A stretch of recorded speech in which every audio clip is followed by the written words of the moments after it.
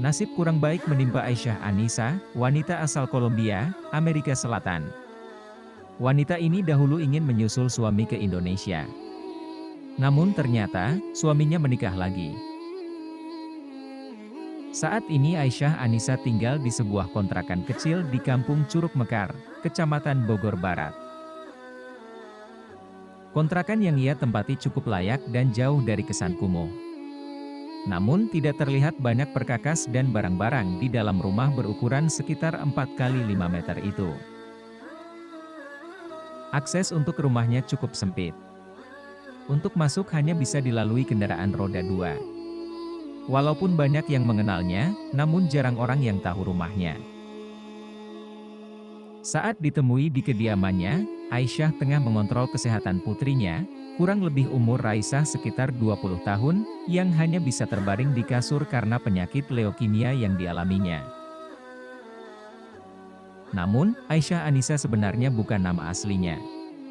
Nama itu baru dipakai 20 tahun lalu, semenjak dia memutuskan masuk Islam. Dalam dokumen imigrasi aslinya, nama yang sebenarnya adalah Martha Eugenia Rojas Avila. Dia juga masih berstatus warga negara asing. Namun, dia pun lebih senang dipanggil Anisa. Nama itu diberikan oleh seseorang yang mengislamkannya saat ia tinggal di Bandung beberapa tahun lalu. Pada awalnya, Anisa enggan membuka siapa dirinya. Dia masih belum terbiasa dengan media. Namun, lama-kelamaan sikapnya mulai mencair. Lewat seorang bernama Nuh, yang merupakan ketua RT Curug Mekar yang mau meyakinkannya. Nuh kebetulan salah satu orang yang dekat dengan Anisa. Anisa pertama kali bercerita tentang kondisi anak sematawayangnya yaitu Raisah. Dara 20 tahun itu lumpuh, tidak bisa berjalan atau sekedar duduk. Sebagian organnya tidak berfungsi dengan baik akibat stroke. Bagian leher bengkak. Sementara kakinya terlihat seperti bekas luka lebam akut. Terlihat jelas bekas-bekas luka lebam berwarna merah di kaki kanan dan kiri. Rupanya, bekas luka itu sudah lama ada. Dari luka inilah, Anisa mulai terbuka. 20 tahun lalu saya berlayar dengan kapal pesiar dari Amerika. Di sana, saya bertemu seseorang yang kemudian menikah dengan saya. Dan saya dibawa ke Indonesia.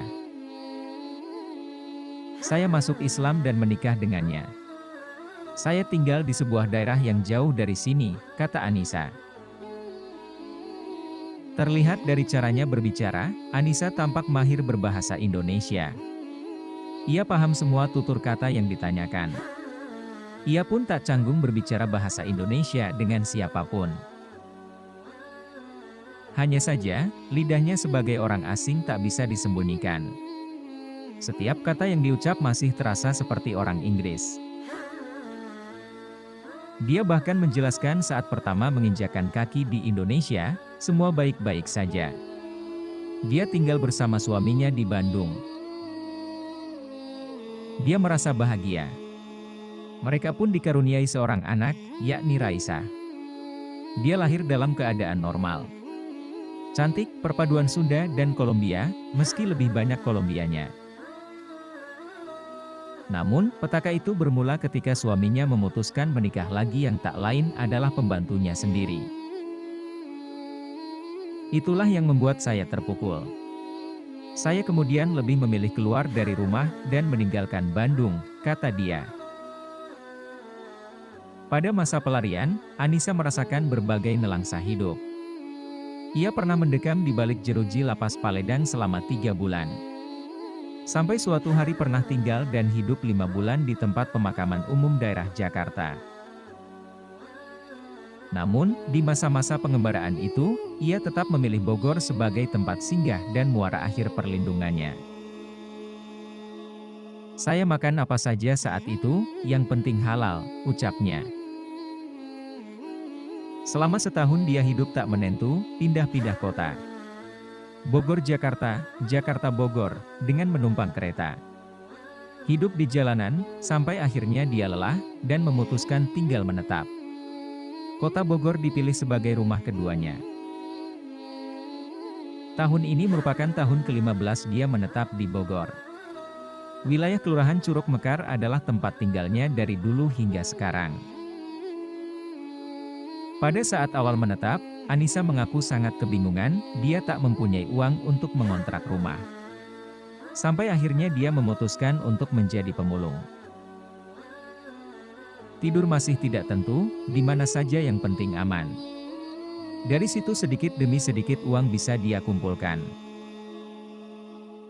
Anissa pun ingin mendapat rezeki lebih, caranya dengan memiliki gerobak sampah.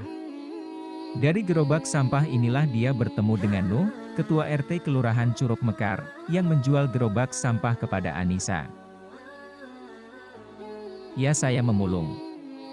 Saya ambil sampah, saya berputar dari rumah ke rumah yang lain. Saya ini Islam, agama saya tidak melarang saya untuk memulung. Namun agama saya melarang saya untuk menjadi pengemis dan peminta-minta. Lebih baik saya jadi pemulung, daripada harus meminta dan mengemis kepada orang lain, katanya. Terima kasih telah menonton video ini. Buat yang baru bergabung jangan lupa menekan tombol subscribe dan nyalakan tombol notifikasinya.